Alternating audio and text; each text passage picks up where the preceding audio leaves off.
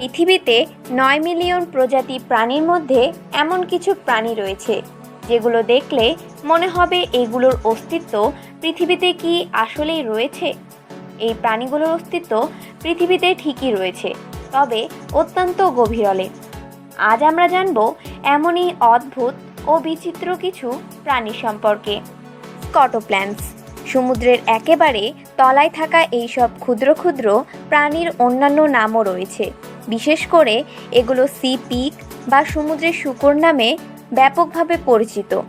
অবশ্য তার কারণেও সহজেই অনুমান করে নেওয়া যায় এদের চেহারার সঙ্গে শূকরের অমিল খুব একটা খুঁজে পাওয়া যায় না। আটলান্টিক, প্যাসিফিক আর ভারত মহাসাগরের 1.5 থেকে 5 কিলোমিটার নিচে এদের দেখা পাওয়া যায়। সমুদ্রের তলদেশের কাদা থেকে এরা নিজেদের খাবার সংগ্রহ করে। পান্ডা পিঁপড়া, নামটা অবশ্য অবাক করার মতো। পিঁপড়া নামে পরিচিত হলেও এই পতঙ্গগুলো মূলত এক ধরনের নির্বাক, আর নামের আগে পান্ডা বসানোর কারণ হলো এদের গায়ের লোমের রং সাধারণত কালো কমলা হলেও পান্ডার মতো সাদা কালো রঙের সম্মিলন দেখা যায়। নির্বাক কামড় খাওয়ার প্রবাসীদের সঙ্গে এদের বিষাক্ত কাঁটার আঘাতে গরু পর্যন্ত মারা যেতে পারে। কাঁটাযুক্ত ড্রাগন, অস্ট্রেলিয়ার মরুভূমির অধিবাসী মচলগণের একমাত্র প্রাণী হল কাঁটাযুক্ত গিরগিটি। ক্যামেলিয়ানোদের মতো এরাও নিজেদের শরীরের রং পরিবর্তন করতে পারে, তবে মরুভূমিতে থাকার কারণে সাধারণত এদের বাদামি রঙের দেখা যায়। প্রায় 8 ইঞ্চি লম্বার এই প্রাণী সারা দেহে ঢাকা অসংখ্য শক্ত কাঁটা দিয়ে, যার কারণে অন্যান্য শিকারী প্রাণীরা সাধারণত এদের আঘাত করতে পারে না। এদের আরও একটি সুবিধা হলো এরা নিজেদের দেহের যে কোনো অঙ্গ দিয়েই পানি শুষে নিতে পারে। আইএআই নামটি শুনলে অনেকটা হাস্যকর মনে হতে পারে। আইএআই পৃথিবীর সর্ববৃহৎ স্তন্যপায়ী নিশাচর প্রাণী।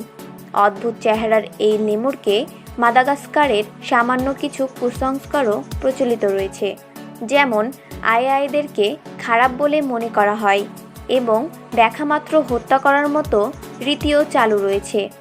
এ কারণে এর সংখ্যা আশঙ্কাজনকভাবে কমে যাওয়ায় IUCN আইএআইকে বিলুপ্ত প্রজাতি হিসেবে ঘোষণা করেছে। ব্লবফিশ, এই ছবিটিকে দেখলে বোঝা যাচ্ছে কেন একে অদ্ভুত বলা হয়। এটি মূলত অস্ট্রেলিয়ার গভীর সমুদ্রের এক বিপন্ন প্রজাতির মাছ। এর বসবাস যে গভীর সমুদ্রে, সেটি একে পানিতে উঠিয়ে আনার পরে আর আঁকড়ে ধরা খোবরানোর মুখ দেখলেও আন্দাজা করা যায়। এদের কোনো উল্লেখযোগ্য হাড়ের কাঠামো নেই, যেটা তাদেরকে এমন সর্বদা দুঃখ ভরা মুখ দেখলেও বোঝা যায়। যদিও এদের সাঁতার কাটার জন্য কোনো পাখনা নেই, কিন্তু এদের দেহের জেলি জাতীয় মাংসই এদেরকে ভাসিয়ে রাখতে সাহায্য করে। সিংহকেশর জেলিফিশ, জেলিফিশ প্রজাতিদের মধ্যে সবচেয়ে বড় এই প্রাণীটি জায়ান্ট জেলিফিশ এবং হিয়ার জেলিফিশ নামেও বেশ পরিচিত। উত্তর আটলান্টিক সমমেরুর কাছাকাছি শীতল পানিতে এদের দেখা যায়।